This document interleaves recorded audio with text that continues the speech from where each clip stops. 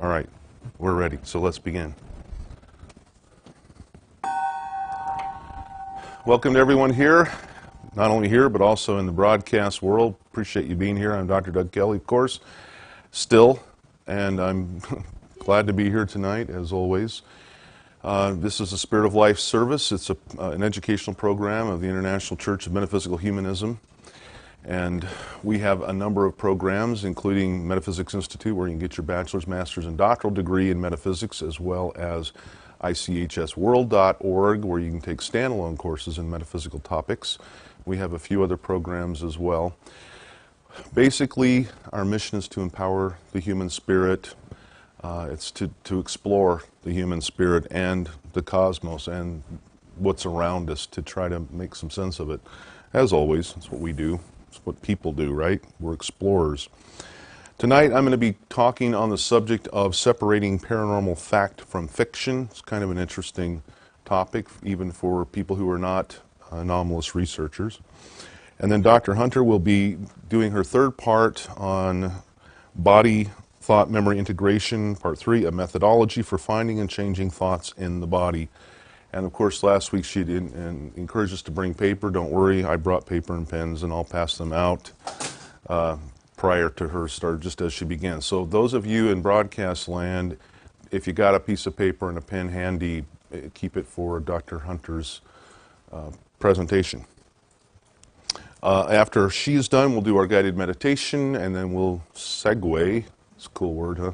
Segue, one of those things you ride, into the Enspirit Forum, and Dr. Vicki is going to do a general reading tonight. Kind of had a breakthrough or two, but nothing broke. All right, let's do our abbreviated 9 principles of belief, if I can find them in my stack. These are an abbreviated version of the principles that ICMH Church is founded on. Number 1, do no harm, do right. Number 2, we believe in the indomitable power of the human spirit. The answers we seek already exist within us. Number 3, we believe that we alone are responsible for and capable of solving human social problems. Number 4, we are all equal, one planet, one race, one ancestry, one destiny. Number 5, we recognize and honor the divine energy that exists in all living things. Number 6, we are physical and spiritual beings. Consciousness survives the death of the physical body. Number 7, self-acceptance, self-responsibility, respect for free will creates self-completeness, which is the objective. Number 8, metaphysical education and practical life skills empower the human spirit and enhance the human condition. Number 9, expanding human consciousness leads to human evolution and peaceful coexistence. And again, the full version, as well as articles on each one of these, are available at our website, metaphysicalhumanism.org, if you'd like that. So let's do our theme card for tonight. As always, we pull an inner oracle card, which are self-discovery cards, to act as a theme, and then we'll try to integrate it into our discussions tonight. If somebody around here can remember. I'm not saying who. But he is one of the males on the program tonight. Oh wait, there's only one. All right, the theme card for tonight is this one. One of my favorites. Number 35, it's in the suit of service to self and others, and the card is one planet, one race, one ancestry, one destiny. So that implies equality and service to self and others, remembering that we're all one, part of the same thing as we do that. And I'm sure Dr. Hunter will comment on that one as well. Okay, let's talk about separating paranormal fact from fiction. This is from an article I wrote back in 2009, and I just want to offer some high points on this. It's kind of an interesting thing. And it's something that's necessary and needed, and always is, in the anomalous research field, and the amateur arm of that, which is typically called the ghost hunter field. I want to, this is really aimed at both groups, both people who are not paranormal investigators and people who are. So I'll kind of hit points for both. And for the folks that are involved in anomalous research, which is what I call it, paranormal research, call it what you want, I just want to point out and remind them that anybody who would do this is a good thing. That's a good thing, but they almost have a debt of responsibility or a duty of honor to fulfill. They assume a debt of responsibility for the field to do it right, to be responsible researchers. A lot of folks, especially in the amateur arm of it, which is the ghost hunter field, just do it because, I mean, there's a lot of thrill seekers. I want to see a ghost. And so they'll go to great ends or great lengths to just see a ghost. And when anything remotely resembling a ghost appears, and it may not be a ghost, they document it, a lot of time with pictures and so forth, and say, yep, we had a ghost, and here's why. That's not good enough. It's just not good enough. So I will repeat what I've said a bazillion times too. Anybody who does this kind of work, metaphysics, anomalous research, you know, I can't think of a more noble calling, because we're looking for answers that could potentially change everything we know. Just think, if we were able to objectively prove life after death, what impact would that have on the human condition? It would be an amazing one, wouldn't it? It would have an incredible impact. What if we objectively prove that we do not survive death of the physical body? We don't want that, but would that not also have a huge impact on the human condition? It would tell us more who we are and what this is all about, albeit in a negative way. And the same is true with UFOs. We can prove they exist, and they're all but proven, honestly. But if we, you know, here we go. Here's our UFO. It came from Timbuktu and, you know, the Zeta Reticula system. Here it is. Here they are. Well, that would certainly change a lot of things for a lot of people. Of course, it would mess things up for a lot of people too. In fact, my friend Grant, who's actually spoke here a few times as we opened, he thinks, you know, a couple of weeks everything will kind of go to pot, and then after that things will just go back to normal, you know, like including religion, because you know, it might disturb some religious beliefs. So this is a noble field, and we have to view it that way. In the judicial system, there are two standards commonly used to decide cases. The first one is a lesser standard, and it's used in civil cases. It's known as the preponderance of the evidence. You've probably all heard that. This phrase simply means more likely true than not. It's just a lesser standard. Then there's the second standard, which is the highest standard used in criminal cases. It's known beyond a reasonable doubt. I'm sure we've all heard that one as well. These terms are important to scientific researchers, and serious scientific researchers, I might add, because if the preponderance of the evidence suggests that we can explain something as natural beyond a reasonable doubt, then we need to go with that explanation. I'll repeat that. If the preponderance of the evidence suggests that we can explain something beyond a reasonable doubt, then we need to go with that explanation. We don't want to wish or create something that's just not there. I mean, we all want to see this stuff. We all want to get some great evidence to really answer some questions, but we've got to be careful. Responsible research demands that we do not try to pound the square peg of a natural explanation into the round hole of our belief system, our paranormal belief system, I might add. Just because we believe something is paranormal does not make it so. Now, a lot of these paranormal experiences are very subjective, and I do not discount some of those. I'm not saying they're all wrong. I'm not saying that at all. I'm simply encouraging researchers and the public, keep an open mind, but keep your feet on the ground, your head on your shoulders. Look for natural explanations. I can tell you from experience that 95% of the stuff can be explained one way or another that does not involve paranormal. There are some cases that are really compelling, and it's really tough to explain them any other way, but they're very rare. All right.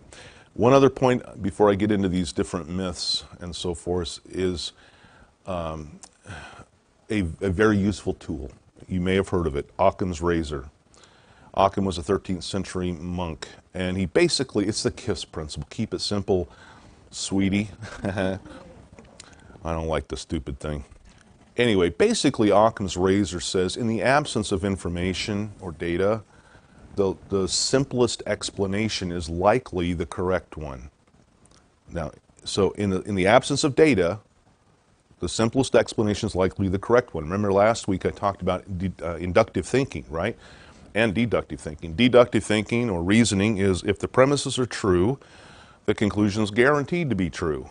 Inductive thinking, if the premises are true, the conclusion is likely to be true. And that's what we end up using a lot in anomalous research is inductive thinking. We've got this that seems to indicate something over here. So if the premise is likely true, then the conclusion is likely true, but the conclusion hangs on the validity and the strength of the premises, right? If you have weak premises, you're going to have a weak conclusion. So we have to keep that in mind. So let's talk about a few myths. And I apologize for not having some pictures here. I just escaped me, my bad, sorry. So if you can imagine these in your mind, then you'll have pictures. Okay, the first one, myth. Some or all orbs are spirits. You ever seen an orb in a picture, in a photograph? Okay. A lot of people think those are spirits. They are not spirits, and I'll tell you why. The way that cameras work, and in fact these orbs didn't even really come on the scene much until the late 90s. You know why? Because of all the new compact digital cameras, and the lens and the flash are very close together. And all of a sudden we get all these orbs. You know, we get sweet old Aunt Martha, who passed last year, who's now at our grandchild's birthday party in the form of an orb. There's no reason to jump to a paranormal explanation for orbs. They're basically CPC, close proximity contaminants. They're dust. And the flash goes off and it lights up whatever dust or airborne particles there are, or rain, and you get your orb. The fact is that any orb in a photograph, you can't prove it. You just can't. It's not a spirit. I mean, remember Occam's razor? Simplest explanation is likely the correct one. Dust is the simplest one. We have no basis for assuming that that's a ghost. Now, on occasion, people have seen orbs with their naked eye, right?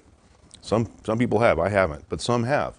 Now, that could be something there. That could be something different, especially if you have a couple of people who see this orb floating around and then disappear. I don't know what it is. Could it be ball lightning? It could, but you know, ball lightning is like rarer than anything. Could be. But now we might have something to talk about, especially if you got an EVP at the same time that this thing showed up. Now we've got some evidence that we can analyze and maybe see where it goes. But the orbs in the photographs, they're not spirits. There are books written by doctors, PhDs, who say that these orbs are spirit entities. I went head to head with this one, and his faith, his belief is that they are spirit entities. A PhD doctor who was a professor. I was shocked because he was a scientist, and he went way off the railroad tracks with this one. I want to believe they are too. I would love to believe that orbs are spirits. That would be awesome. And that they're showing up at memorable times in our life. That would be so cool. But you know, I was duped for 40 years of my life by stuff, and I'm not going to go there on faith anymore. I need some compelling basis. It doesn't have to be absolute proof, but I need something compelling. And that's exactly the way anomalous researchers should react. There's another one, phenomena that's similar. Maybe you've taken a picture at night and you see these light streaks, several of them parallel, and they're just jagged streaks. I'm sorry, I don't have pictures. They're called camera shake. At night, if you don't hold that camera literally on a tripod, you can come and you're taking a picture of lights or something, and in fact, you click it and you put the camera down, and you don't wait long enough, it can result in these streaks. And the telltale sign on these, if they're parallel, you might have some lights, maybe Christmas lights or something, and you take a picture and you have all these little streaks, and they're all in parallel. That's camera shake. It's not paranormal. Another thing that can show up in pictures are mists.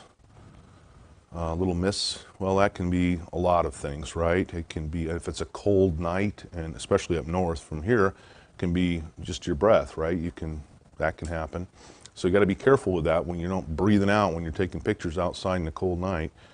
It can be cigarette smoke, cigar smoke. It can be that. Now, there are some cases I've actually had a couple of pictures that were suspicious. From an investigation, it was outside, it was in Florida.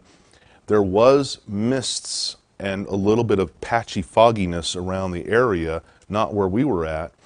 A picture was taken of an area in the yard toward a tree. It was clear. 1 minute later, another picture of the exact same area was taken and there was a mist there, but we didn't see anything with our naked eye. Could that be just atmospheric phenomena? Probably. But I just thought it was suspicious that it wasn't there, and then literally 1 minute later it was there in mass. So I don't know what to make of that, but I'm not ready to say it was a ghost. Another one is that faces appear in orbs is one. Another one could be in mists or in things like that. Faces appear on walls and objects. Well, we all know about Jesus on a piece of toast, right? And that really goes in line with pareidolia. You maybe have heard that. It's a form of apophenia, which is also called matrixing. It's the same phenomena that we use when we look up in the sky and we see the clouds in some kind of a form. Because our brains are wired to recognize order and things, so we can impute that. So they're probably not faces. Another myth is demons and demonology.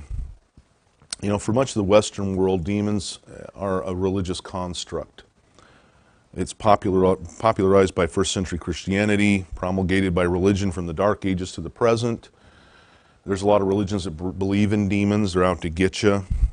And while it's possible that some spirits are malevolent or mean, there's no basis for the concept of demons because they are a religious construct, and that they're based on faith. They're based on a faith-based teaching, I should say. In fact, if you believe in demons, that implies that you also believe in the rest of it. You can't pick and choose. And so the whole demon thing, look, I was afraid of demons for huge portion of my life. Really was. It's just what you are. If you're a Christian, you're afraid of demons. Even as an adult, got spooked a few times because I thought, oh, they're out to get us, because that's what we're told. They're out to subvert your faith. And I guess they got to me after all, but I didn't see them. The only demons that we can prove, honestly, are the ones between our ears. And so this whole idea of demons and demonology, it promotes fear because demons are not real. Look, I have never come across a valid case where demons caused any trouble. I've heard lots of stories, and on TV, it's all over the place. But as a serious anomalous researcher in the field, I've never seen any of that. Never come across it. Well, people say, what about possessions? Well, ever heard of the psychological aspect of that? It's entirely possible and feasible for people to have issues, right? And it can be a lot of things. Mental disorder, mental illness, it can be stress, it can be a lot of stuff psychologically that could easily explain that. And when the exorcist touches that, it can release, but they can spend a long time. It's kind of like intense therapy almost. So the whole demon argument just doesn't hold water when you consider all the other possible explanations. And don't forget, when you're self-possessed, you cannot become possessed by anything or anyone else. And most people are possessed. They are. just not by demons or possessed by other people. Anytime we only feel good about ourselves because of what somebody else praises us on, who's possessed us. Anytime the woman won't press charges against her abusive husband or boyfriend, who possesses her? Most people are possessed. I'm encouraging you to be self-possessed. Here's another quick one. Myths. This is a myth. Ghosts, spirits, and demons can hurt you. No. No. They can't hurt you. No. Well, I knew a person that got scratched. I don't care, my cat scratches me. Want to see? So what? They cannot hurt you. Can they startle you? Sure. Anybody can be startled, right? By humans. I mean, if I stand around a corner and you come walking along and I go, boo, you're probably going to get startled. That's okay. It's not the same as being afraid. They cannot hurt you. But I've seen it on TV and I've heard all these stories. No, they're not real. If it was, I'd know. Okay? And if they could hurt you, would they not be doing that? If demons could possess people and they existed, would they not be doing that in droves? I would think so. I mean, if I'm a demon and that's my job, I'm going to do it, right? But we don't see that. But we do see a lot of folks with some psychological issues that report the possessions, especially. You know, and I'm not trying to poo-poo all of it, because there's some things that can be compelling. But the rule, there are always exceptions to the rule, but the rule is that, no, they can't hurt you. People said, well, I've had things thrown across the room. Well, you could have, and that's probably because of RSPK, recurrent spontaneous psychokinesis behavior. And it's usually on the part of a human agent. It's psychic phenomena. It's usually on the part of a human agent, usually, but not always, an adolescent girl just before puberty or going through puberty or after puberty. And it doesn't mean every girl's that way, but it can be anyone, really. It can be a male or a female, adult, whatever. But we often look, if there's stuff like that, things are moving around, we often look for that. What's going on in their life? It's stress. You know, some people get headaches because of stress. Other people have a psychic manifestation, you know, a psychokinesis, or psychokinetic, I should say. Another quick one. Ouija boards are harmful and can open the channels to demons and other stuff that can really come and mess with you. Well, my answer to that one is no. No. It's wrong. It's hype. We have social conditioning to say, don't mess with the Ouija board, it'll get you. No, it won't. The stuff that happens with Ouija boards are the stuff of legends. Well, I knew somebody. In fact, I was there, and this happened, and that happened. Well, look, I'm not saying that a spirit can't communicate through a Ouija board, but spirits, they can't hurt you. They can tell you stuff and mess with your mind, and people do that all the time, do they not? Here's the thing. If you're a good person in life, you're probably a good person in the spirit world, right? If you're a creep in life, you're probably a creep in the spirit world until you learn some lessons. I have some stronger words, but I'm doing a presentation and I wouldn't say that stuff on the stage. You know, like asshole or anything like that. Hey, it's mine. I can do what I want. Ghost investigations must be done late at night or in the dark. No. No, you don't need to. Got to be done at 3:33, which is witching hour. No, you don't. That's ridiculous. You need a lot of electronic equipment to conduct an investigation. No, it's nice, but no. The most important thing you need to conduct an investigation is your brain, your mind, your critical thinking and grounded mind. You must say a prayer or surround yourself with a circle of light before conducting a haunting investigation for fear of being whatever, possessed, messed with. Look, no, you don't.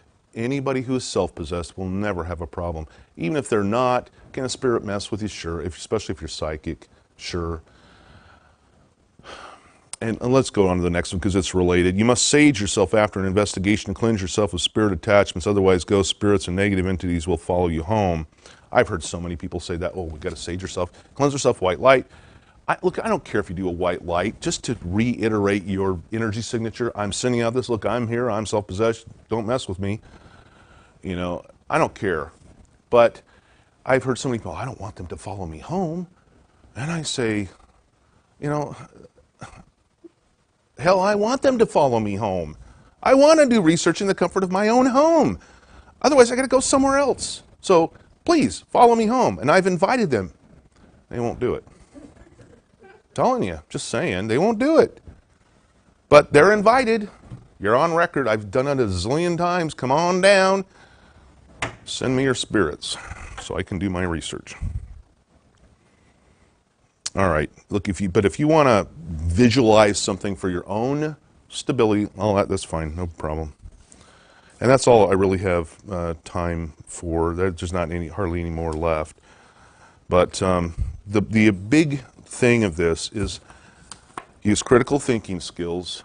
Keep your head on your shoulders. Look for good evidence. Pictures are almost never good. You could have a picture, a bona fide, genuine spirit in this picture. And you know, from a research point of view, you want to know what you're really left with? A cool picture. Because what does it tell us about what's going on? Not much. So I want to know what's going on. That's why EVPs are, in my opinion, are some of the best pieces of evidence that we can get, because we can hear things, and the good EVPs are not explainable any other way. So that's that. I hope it's helped. If you're angry at me, throw money at the church, and I'll go get some psychological help. If you're not cool, take these suggestions and don't be afraid. In fact, next week I'm going to be talking about fear and getting rid of the fear, not living in fear. So that's my part. I took a little longer. I apologize, Dr. Vicki, although it's not really biting into her. I'm just biting into Enspirit. So let's do a quick switch and bring Dr. Vicki Hunter on. She's going to be doing her part, Body, Thought, Memory Integration, Part 3, a methodology for finding and changing thoughts in the body. And for those here, I will pass out some paper. If you're at home or wherever, grab a piece of paper and a pen, and then she'll be happy. And if she's happy, I'm happy, right? There we go. Hello, everybody. Nice to see you. I'm not going to throw things at you. I think I was enjoying your talk. I think it's fabulous. We were having quite the event. I'm really glad that my website is working. I've been having computer issues, but we were having a wonderful chat in the live chat areas. So with your paper and your pen or pencil, and in the live audience as well as those who are at home viewing, I would like you to write down, for the sake of interest, write down a bunch of things that you are most fearful or worrisome about with regard to yourself in the world. And let me ask that again. It's like writing down your fears for yourself in the world. They could be anything. Write down as many as you can. If you get to 3 and you're saying, geez, I can't think of anything I'm afraid of, dig deeper and keep listing. I would like you to have at least 7, but you can go to 10. If you get to 5, that's fine too. But anything that you fear for yourself in the world. Now, just to throw out some ideas for you, it could be about your family. It could be about your emotions. It could be you're afraid of heights. It could be anything, just absolutely anything that comes to mind. And leave it in the order that you think of it. That's really important. Just as you think about it, write these points down. There is a method to my madness here. And so while you're doing that, I'm just going to recap what we have talked about in the past when we've talked about body work and body, thought, memory integration. You know, a few weeks ago we talked about how at a cellular level we do retain memory of past experience. You know, I had expressed one where I kept damaging my left foot and hurting it, but geez, I had, kind of shut it off because I had broken my foot when I was very young. And once I realized that and I integrated that back in, I tend to walk better actually. There was other experiences too, where if you've had a childhood experience where you got upset and got sick to your stomach, anytime that you encounter that similar trigger, you're going to feel a nausea because that's a cellular memory. So we do retain memory of life experience. Last week, we did a meditation using the chakras to cleanse the body of things we don't know about that might interfere with our own body energy, and with the hopes and the intent to restore that energy to its natural state at the time of our birth. And that's where we go to, is at the time of birth. So that's not to say we're zapping out any memory of our body from then to now in one meditation. It just means that there's a process of any residual energy that we don't want there. It's starting to at least move and clear out. So I think it's pretty safe to say that our bodies are always triggered by experiences, and we experience stress in many different ways. Some people think about certain things and get an immediate headache. Yet you can think of other things and you start feeling shaky. Or some people get nervous and their mouth gets dry. Some people get nauseous just at the mere thought of, like, for instance, me, I don't do heights very well. Just the thought of climbing to the roof, I get vertigo just thinking about it. So it's interesting how our bodies do react to all kinds of emotional triggers, but even thoughts. Thoughts are energy. Thoughts are vibrations. So what I hope you've done by now is at least written down a few points to just to acknowledge fears. And the reason I'm using fears is because it's the most in our face, the things that we deal with, every day, and we all have them. No matter how bold and strong we think we are, there are little things. And what I wasn't afraid of last week, it might have come up this week. Again, is there a residual in my body, or is it brand new that's going to attach somewhere in my body? So we always want to keep kind of aware of that. So as you are writing these things down, just look at your list for a minute and don't think anything of it. So again, we were talking about chakras, and this is about the point where I brought a visual to share with you on this, and Michael's going to put up our first picture.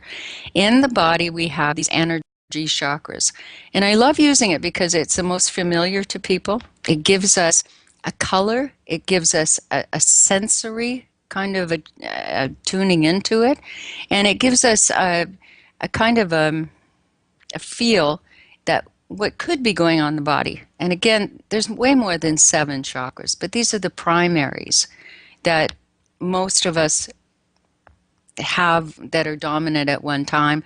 And but again, we could go into chakras for a long, long time. But we use the 7 here. So from that 7, you have at the top of the head, violet. The forehead, you have indigo. The throat chakra is blue. Heart is green. The solar plexus, which is above the navel, is yellow. Around and just below the navel is orange. And of course, that root chakra is red. All of these together formulate the color white. I know we'd say if you actually used a crayon and did them all at one time, they'd go black. But the equal and opposite, right, is white. So we deal with that white energy. You put that all together, it's a white energy. So what I'd like you to do, Michael's going to bring up the next picture so that you can get an idea of how your list is going to correspond with the body, starting with your number 1 at the top of the head. Now this is where it gets really interesting, and I'm going to help you translate it a little bit. I have a list here, and this happens to be from a client some time ago that I pulled out of my file and I wrote down. And in my list, I have my paper, I'll just read it to you. Health, money, These are all very real fears for people if they dig really deep enough. Family, and interestingly enough, she's afraid also of war, of herself in the world and war. Thinks of the world, she thinks war. Job, makes sense. Emotions, sometimes she gets emotional, she's afraid of emotions. And faith.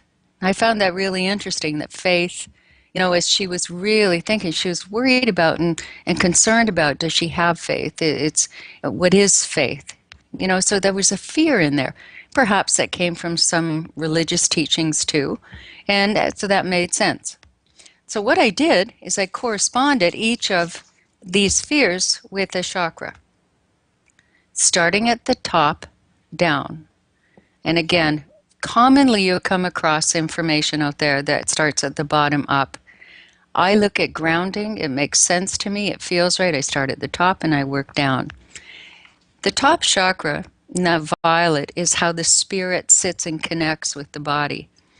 So if I think about health in that way, how is the spirit feeling? Is the spirit feeling healthy? Or is there a concern about how your spirit self feels connecting to your body? So it's just a point to observe. Next would be money. In that third eye, what is your spirit self seeing in the world?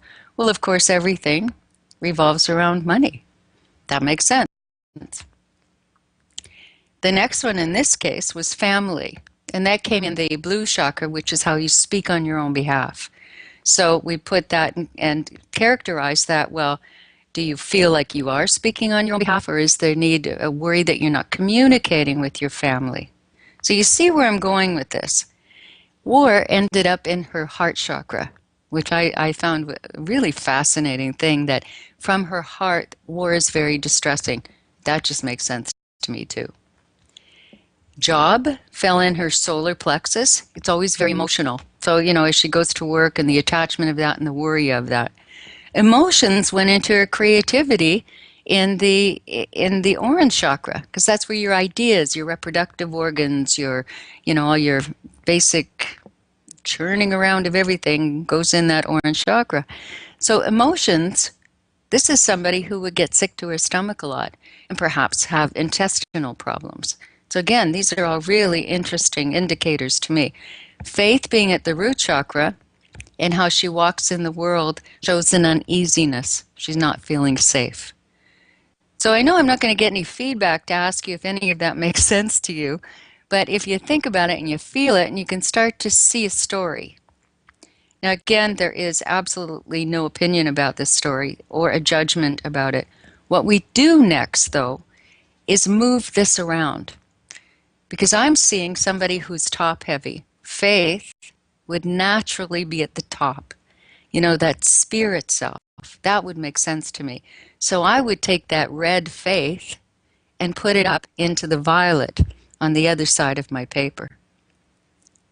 So anytime I would and I would instruct my client to, when you think about faith, think about violet and let that top of your head resonate. Because we're just going to move these thoughts around. We're going to move the energy, we're going to give them color, and we're going to have the body feel a little more relaxed and less out of place. Money, well, I would put money into orange. I would put money into orange and red. So whenever I think about that, so I take from, yes, we see that in the world, but really, is that what we want to see first? We already have to do it.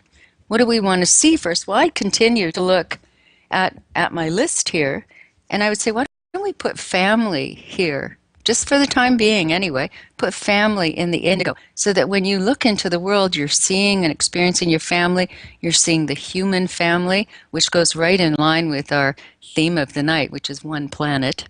I love that because I connect the dots here. And it's to see that we're all one family. And that's up again in that spirit self and what your spirit self sees. I would turn war into peace, and I would turn that into love, because the equal and opposite of war and violence is love and peace. So I would say just soothe your heart, feel that green, shift that around. It's not, war is war, and it's out there, and there's nothing we can do about it, but we can decide what we're going to feel and where we're going to focus in our life from our heart. So I would kind of leave that where it is, but just give it a different take. Moving down again, or any of these areas, emotions, well, I just move that up a little bit, put it into orange where it belongs. Orange is that emotional center. So you see what I'm doing? I'm just sensibly moving the energy around so that when you redo your list, it's in a different order. And when you do that list in a different order and you feel your body and you picture those energy spots, the chakras and the colors, something does start to resonate differently with the body. Something in the mind has shifted. You start to feel a little bit differently, and the body starts to, oh, it does. It starts to feel lighter. In other cases where people have predominantly top is I'm worried about my weight, I'm worried about my health, I'm worried about money, that's top heavy. And generally that's because somebody is what I call living from the neck up.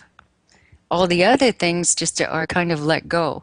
Put those things that are top heavy, put them back into the root chakra, put them into the body, lower part of the body that they can move. And the top side of the body starts to feel lighter. So whenever you can think about what's physical, active, an active energy that requires movement, put it down into the lower part of the body. So again, you see where I'm going.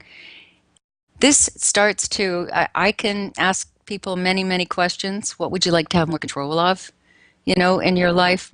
What would you like to be a better manager of? All kinds of questions. What kind of career is best suited to you? And what kinds of things do you like to do with regard to your career? When you were a child, what were the things you loved to do most?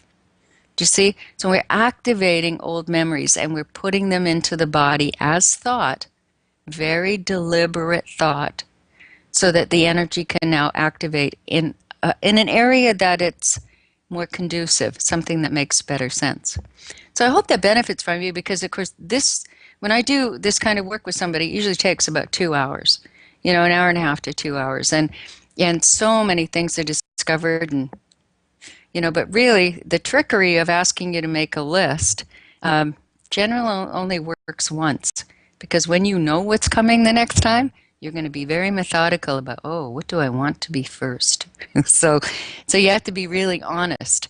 So it's good to kind of do that for yourself, let's say in a month or so, and just say, geez, what are the things I'd like to be a better manager of in my life right now? Write them all down and say, oh, I think I'm going to go see what my body is doing with that. And then compare your list, compare the chakras, and then play with it a little bit. I can almost guarantee you that you will feel a difference in your body. It's called an integration. The body, thought, memory, integration, but we're using our spirit self and we're using the chakras. So I hope that's interesting to you. I hope you do it. I'd love the feedback. If anybody wants to email me at the school, it'd be great. So Thank you, Dr. Hunter. Appreciate that. Give you a hand. Okay, so a couple of announcements real quick, and then we'll get into our Enspirit forum. And the announcements, as always, thanks to those who made donations to the church. We appreciate that. It really helps. Also wanted to announce one of my graduate students, Dr. Angie Kittle, has a rescue, and she's in Georgia, Tunnel, Georgia. And her rescue is Pause for a Moment, P-A-W-S, Pause for a Moment. And her PayPal email address is angiekittle.pauseforamoment@gmail.com. The reason I'm saying this is because I'd like to encourage some of you to maybe think about making a donation to her rescue. She's starting it. Church made a donation to her rescue. She does a lot with animals who need help, who need medical help. I couldn't do it. She's a strong person, and I'm proud of her, and I praise her highly because I couldn't do that. I just couldn't do it. But she can, and she does a good job. She's done it for a while, but she's getting a this new thing going. So if you would keep her in mind, sure appreciate it. Again, it's angiekittle.pauseforamoment@gmail.com. Also, most of the students understand this, but we made some changes to our school website last weekend. We basically split it apart. It was a twofold thing. The site was provided information for the public to learn about our degree program, and it was also the school site where students would log in and take their classes. And we split it apart, and so metaphysicsinstitute.org is where people will still go to find out information about our program. But students, if you're watching this, and I've sent emails and all that, you will take your courses now at imhs.education. That's the new domain for the school. We're also going to be making some updates to this church website over the next few days. The point for this is so they're mobile friendly, so they show up in mobile devices and the search results, and we don't get dinged for it by Google. The almighty Google. Okay. Next week, I'm going to be talking about freedom from fear, and Dr. Norman Wilson will return, and he will be speaking about the secret to spiritual contentment. So that's that. Now, we've only got a few minutes, so for tonight, I'm going to forego the meditation. I apologize. It was my bad, my fault, and I will take any tomatoes you want to throw. But let's bring Dr. Hunter back on, and we'll do a couple of card pulls. While she's coming on, anyone here have a comment or anything you want to say? Anybody want to? Okay, that's fine. You don't have to. Just saying. Just asking. Okay. All right, Dr. Hunter, you are back. And I am back. Do you want to pull three I'm cards? not the only one with computer technical stuff going on. Apparently, our internet gods are not kind to us. They probably didn't like my part about saying spirit stuff. So I am choosing that's 3 cards. completely contradicted everything I said, you know. Go ahead. Okay, You I'm want on. to comment on our I'm choosing 3 cards because I'm going to do a little reading for, it's like tuning in for a message to the group. There may be some people here that could resonate with this message. And I'm going to use our wonderful cards. For those who are new to this, it's our Inner Oracle Self-Discovery cards. And if you're in the chat room, you want to have a card pulled for you after this, be sure to put your name down in the chat room. So I have here a wild card that says hope. Which number? Now this wild card is the energy at hand is outside the norm with hope. Which number is it? The 2... So Sorry? we can put it up on the screen. The number. It's number 7. 7. Wild card number 7, bud. Sorry.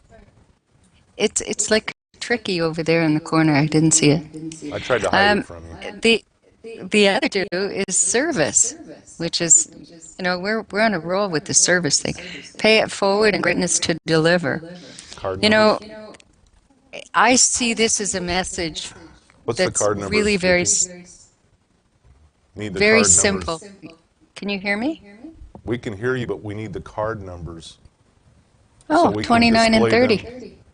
Say again? 29 Okay, we and got 30. it. We got it. I didn't hear you at all. Sorry. That's okay. Go ahead.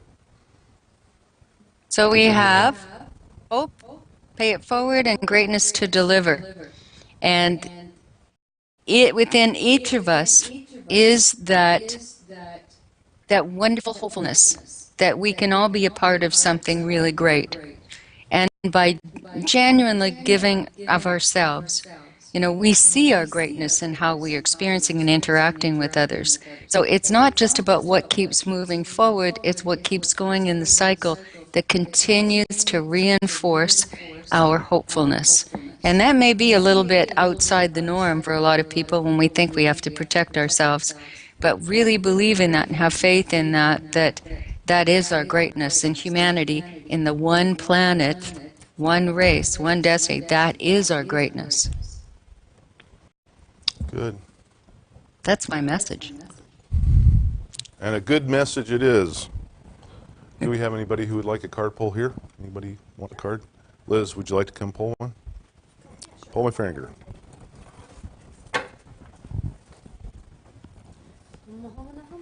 Yeah, maybe a little psychometry going on there. Thank you. And the card number is wild card number 3, blocks. Wild card number 3, blocks. Those wild cards, Yeah, they're cool. coming up these days. Well, there's a time for movement and a time to sit still. What seem like blocks could be an opportunity. It could be an opportunity to reevaluate while allowing the universe to open new doorways. Sometimes blocks are there for a reason. At times, we simply need to get out of our own way in order for events to unfold as they should. It can feel like free falling when a leap of faith is required. If they continue, it just might be a time to change a different direction. But they serve as a purpose. So, insight's required and remain open. I have a comment on that too. Sometimes Yes. we might be wanting something and we might find something that would be so great. I mean, it would work out. Maybe we want to do something honorable. And if we get this thing, this place, this house, whatever, it'll just be so great. We can really make this happen. And then it doesn't happen for us. And we think, why? Why not? That would have been perfect. And then we find something else that's even better. So think about that. You know, if you've missed out on something, maybe there's something better down the road. That's the block. You were blocked from going this path. Another path will open. Okay. Or you're just else? not winning the lottery because you have to have a job and be with Dr. Kelley. Right. Or you need to buy a lottery ticket. Anybody else here would like a card at all? Anybody in the chat room want a card? Okay. First name? Jenny. Jenny made a real good point in the chat room. I was looking at that. She talked about people are afraid of the Ouija boards, but they'll have no problem doing an EVP session, you know, with a recorder. Same thing in spirit, and that's a good observation. I talk about that in the courses. Okay, Jenny. I had to do them one more time. Your card is number 15, belief system knowledge base. You know what's really strange about that one for Jenny is I actually just opened the book right to that page. Well, it So must have been I didn't even preordained. have to look for it. We each operate life from an existing belief system, and sometimes the solution or direction lies outside of that. When knowledge is expanded, a belief system calls for revision. Consider that opening the mind for more information and knowledge may be required. Subsequently, adjusting a belief system. Know that the knowledge you seek is within. Great. Next one, bud. Wendy.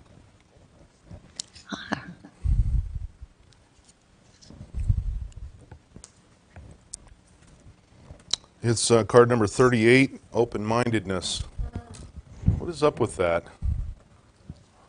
I wonder if I could do it again. Oh, 33, close. Next page. An open mind avoids preconceived notions, especially ones that are based on personal agenda, a pet theory, or preferred belief. An open mind is not gullible or credulous. Rather, an open mind thinks critically and researches for additional possibilities. It absorbs knowledge and searches for credible solutions and conclusions. So, keeping in mind that an open mind is sensible and grounded too. Right, not so open-minded, your brains fall So out. there's... And you know, the interesting thing is that every week, Phyllis pulls a card over here before we start, and tonight she pulled that same one. But every week she's pulling a card, the same card that we pull for somebody else. That's weird. You know, what's up with that? There's 54 cards here. How can we do that every week? That's weird. She's possessed. We need to do an exorcism. All right. Do we have anybody else that would like a card? Okay. Nobody here? You know, I would like to acknowledge that we have Dr. Brian Parsons in the live chat. Oh, yeah. Cool. And saying hello and stopping by. I'm really glad to see him. Some people may not know that Dr. Brian Parsons is also the administrator of the Paranexus universe. So drops by once in a while and comes and gives talks, and he's a great guy. Yeah, he's spoken once, I think. Has it been once or twice? Twice, thanks. Some people's memory can't work very well. But he's supposed to be coming back someday when hell freezes over, and he lets me know. There's no pressure, though, Brian. he's You a know, great guy. I hope what people gain is not just the skills of learning new things, but to have humor. You know, I think we've all gone through a really serious times, and sometimes serious days come along, but gotta have humor, gotta see the lighter side of things. You know, just to, that's how we grow best, honestly. Okay, to end this, I pulled 3 cards that I'm now seeing. First card is 17 in the existential suit. Reinvention is the face value. 20 in the spirituality suit for deliberate intent. And 30, greatness to deliver. Those are 3 good cards, honestly. And that's in Wow, the service greatness to to self. deliver again. Service to self and others. And when we look at this, boy, do they connect. Spirituality, existence, existential, and service, they're connected. Deliberate intent. If we want something, we focus on it, right? And we focus on what we want, not on what we don't have. Otherwise, we'll get what we don't have. We won't get what we want. And if we want to deliver greatness, sometimes we need to reinvent ourselves. We need to rethink where we're going, rethink our paths, rethink how we're going to get there. Sometimes we may not know how we're going to get there, but we follow our heart, we follow the clues, we just keep pushing forward. We don't give up, ever. We don't give up. So we reinvent ourselves, we maintain our deliberate intent, and all of that has an existential and spiritual component. And then we have, greatness to deliver. Everybody has greatness to deliver in their own way. And if that is a foreign thought to you, and it is to some people, we teach this, stop that. Really, you have greatness to deliver. Everyone does. Find your greatness within and then deliver it and be about it. Find out what it is and be about it. Be after it. Life's too short and life's too long to go through without making something happen. So do that. That was for Bravo, somebody. that's a great message. It is. We have to do this, folks. We have to be who we are. Nobody else can be us. Nobody else can walk our path. Nobody else can contribute or deliver the same greatness that we can deliver to the world, right? Because we're each unique and we're each individual, and that's good. There's no competition here. We're all part of this. We work together. But I'm probably preaching to the choir on that one. All right, folks, we appreciate your attention tonight. Thanks for being here. Thanks for not throwing anything at me while I was talking. We'll look forward to seeing you next week, at least most of you. And those in the broadcast audience, we appreciate your time as well, and the archives, those who are viewing the archives. Thank you. Till next week, got to thank Michael Kelley for engineering the broadcast, Dr. Vicki Hunter for her contribution tonight, and again, everyone else. Until next week, listen, think, learn, grow, and live.